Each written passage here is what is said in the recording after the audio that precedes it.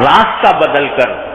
ان دو چیزوں پر مرکوز کر دو، یا اللہ یہ حاجت ہے یہ پوری کر دیجئے، یا اللہ یہ آپ نے مجھے اچھی چیز عطا فرمائی ہے میں اس پر شکر ادا کرتا ہوں۔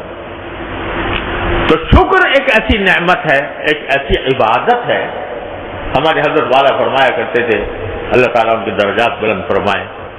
فرماتے تھے کہ یہ شکر ایسی عبادت ہے کہ کسی کو پتہ بھی نہ چلے کہ کیا عبادت کر رہا ہے بندہ۔ اگر تم نفلیں پڑھ رہے ہو تو اس میں ریاکاری کا بھی احتمال ہے، اس میں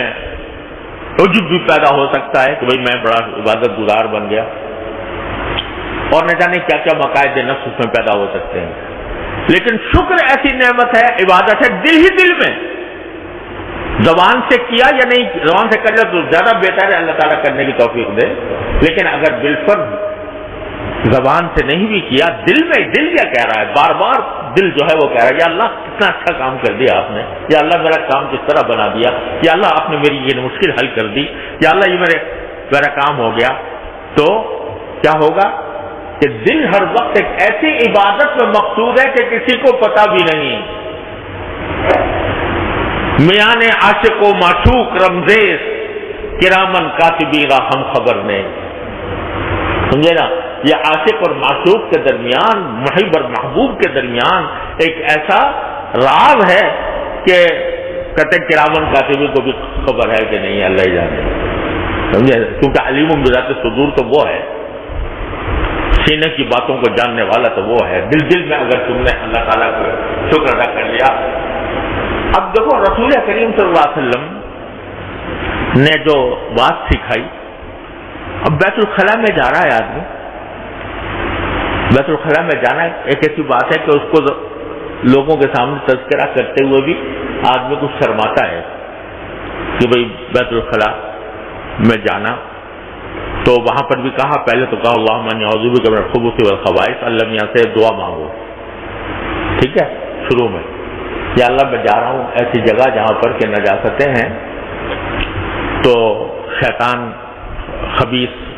یہاں پر آ سکتے ہیں، اللہ میں آپ کی پناہ مانگتا ہوں کہ شیطان مجھے پریشان نہ کریں۔ جاتے ہوئے تو دعا تلقین کر دی، جب فارغ ہوئے تو کیا کہا، الحمدللہ الذی اذھب عنی الاذی وعافانی، شکر ادا کرو، غلاظت باہر نکل گئی، غلاظت باہر نکل گئی، تو غلاظت باہر نکل گئی تو اس پر اللہ کا شکر ادا کرو کہ یا اللہ اگر کہیں یہ غلاظت جسم میں رہ جاتی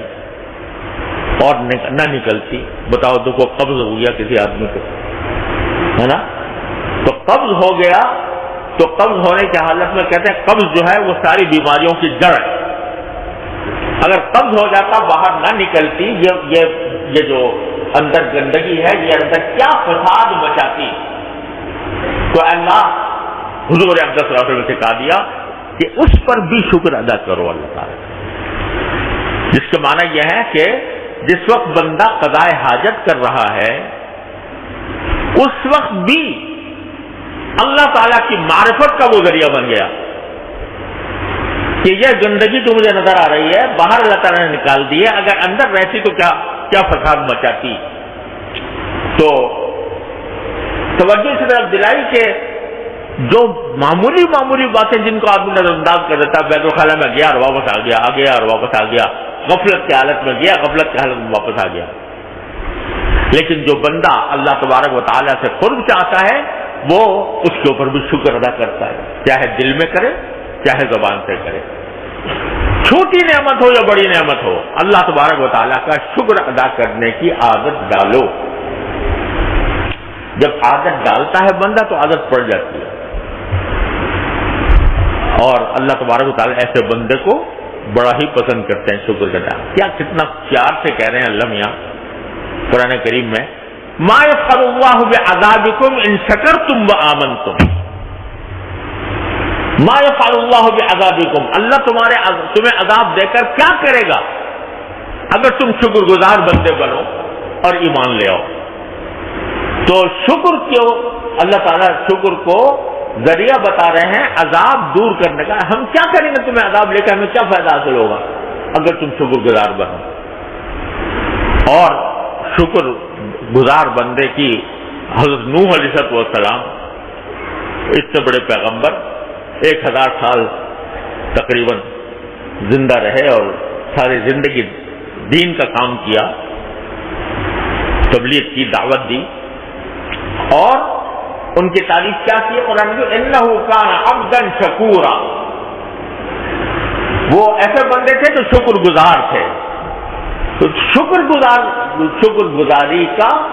اللہ تبارک و تعالیٰ اتنی قدر پہچانتے ہیں۔ کان اللہ شاکرا علیما، اللہ تبارک و تعالیٰ خود شکر کرنے والوں کی قدر کرتے ہیں۔ اور شکر کو اللہ تبارک و تعالیٰ نے ایسی چیز بنایا ہے کہ یہ جتنا بندہ زیادہ شکر ادا کرے گا اللہ تعالیٰ کی نعمتوں کے اوپر، اتنا ہی شیطان کے حملے سے محفوظ رہے گا۔ کیونکہ دیکھو قرآن کریم میں اللہ تبارک و تعالیٰ نے بتایا کہ جب شیطان کو جنت سے نکالا گیا تو اس نے اللہ تعالیٰ سے کہا تھا کہ یا اللہ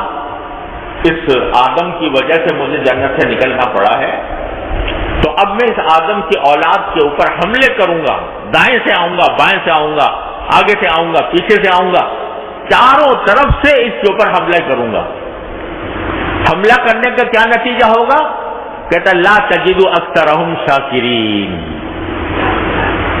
اس کا نتیجہ یہ ہوگا میرے حملے کرنے کا کہ ان میں سے اکثر لوگ کو تم شکر گزار نہیں پاؤ گے۔ اے اللہ آپ شکر گزار نہیں ہو، یعنی میں ان کو شکر ادا کرنے سے غافل کر کے ناشکرا بنا دوں گا۔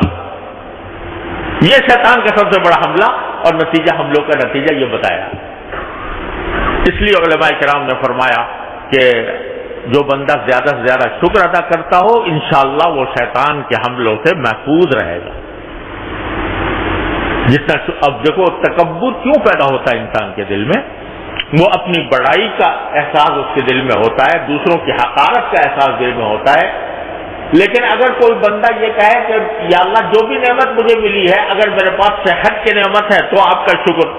اگر آپ نے مجھے علم دیا ہے تو آپ کا شکر، اگر آپ نے مجھے صحت دی ہے تو آپ کا شکر، ہر چیز پر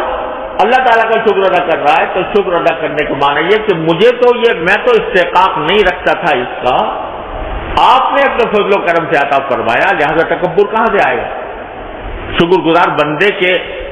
دل میں تکبر نہیں آ سکتا، کیونکہ شکر کے معنی یہ ہے کہ مجھے شکر اسی وقت ادا کیا جاتا ہے کہ جب کسی شخص نے کوئی ایسا کام کیا ہو جو احسان کر دیا ہمارے اوپر، تو شکر ادا کیا جاتا ہے۔ سمجھے نا؟ اگر کسی کا قرض، کسی کے ذمہ قرض واجب تھا ہمارا اور اس نے قرض ادا کر دیا، خیر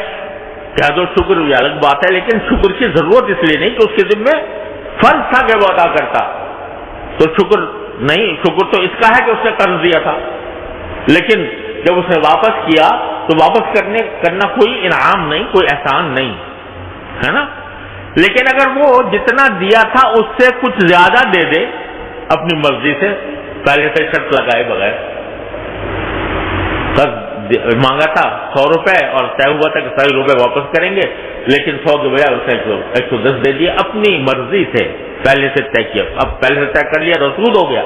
لیکن بغیر پہلے سے طے کیے ہوئے وقت پر آپ نے زیادہ دے دیا۔ جیسے رسول کریم صلی اللہ علیہ وسلم کی عادت یہی تھی کہ جب کسی دن کو ادھار معاملہ کرتے تو کچھ زیادہ دے دیا کرتے تھے، تو اب اس کا شکر ہوا، بھیا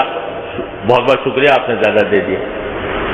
تو اللہ تبارک و تعالیٰ کا شکر ادا کرنے کا معنی یہ ہے، صحت پر شکر ادا کرنے کا معنی یہ ہے کہ یہ میرا کوئی قرضہ نہیں تھا آپ کے ذمہ کہ آپ مجھے صحت دیتے،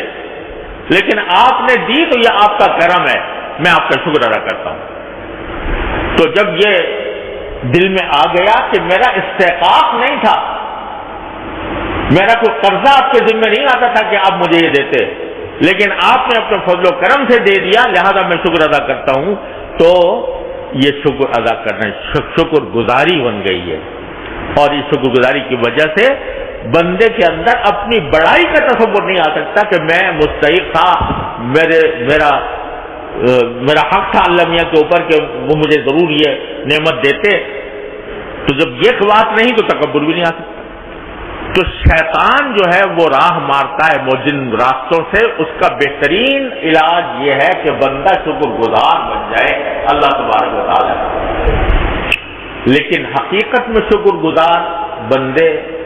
قرآن کریم میں اللہ تعالیٰ شکایت کرتے ہیں کہ ہیں کم. قلیل من عبادی الشکور. میرے بندوں میں صحیح معنی میں شکر گزار بندے بہت کم ہیں. نعمتوں میں تو سب کو میں نے سیراب کر رکھا ہے, سب کو دے رکھا ہے, کافر کو, منافق کو, مشرک کو, مسلم کو, غیر مسلم کو, سب کو رزق دے رہا ہوں. بری خان یغما سے دشمن سے دوست.